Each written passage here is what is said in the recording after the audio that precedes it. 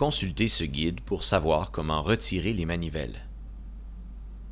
Un anneau de blocage à l'extérieur du côté droit de la cuvette sera une indication que le boîtier de pédalier à roulement conique est en bon état de service.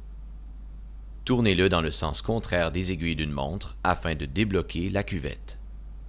C'est plus facile avec une clé pour anneau de blocage qui correspond exactement aux encoches sur l'anneau. Vous pouvez également utiliser une clé universelle à ergot unique ou tapez-le autour à l'aide d'un marteau et d'un vieux tournevis. Retirez l'anneau de blocage. Une fois que vous avez retiré l'anneau de blocage, vous pouvez déplacer la cuvette. Si elle est dotée de méplats hexagonaux, tournez-la avec une clé. Si le boîtier de pédalier à roulement conique comporte des trous, utilisez une pince à ergot pour contre-écrou. Tournez la cuvette de gauche sur le boîtier de pédalier à roulement conique réglable dans le sens contraire des aiguilles d'une montre. La cuvette gauche est la cuvette réglable.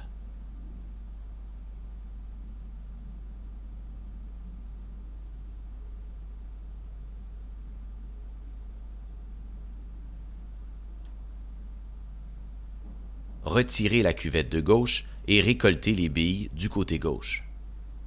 Elles peuvent être libres ou logées dans une cage. Retirez l'axe et notez de quelle façon il s'enclenche. Il peut ne pas être symétrique. Un côté peut en effet être plus long que l'autre. Retirez les billes de l'autre côté.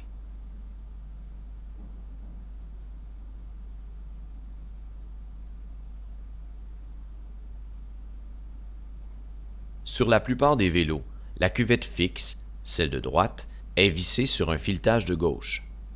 Il y a quelques exceptions parmi de vieux vélos italiens et français. La cuvette fixe peut avoir deux méplats peu profonds ou être hexagonale. Il existe un outil d'atelier de vélo qui assure une prise solide sur la cuvette fixe pour la tourner, ainsi que diverses clés qui s'adaptent à celle-ci. En dernier recours, vous devrez peut-être démonter partiellement le cadre, serrer la cuvette dans un étau et tordre le cadre entier.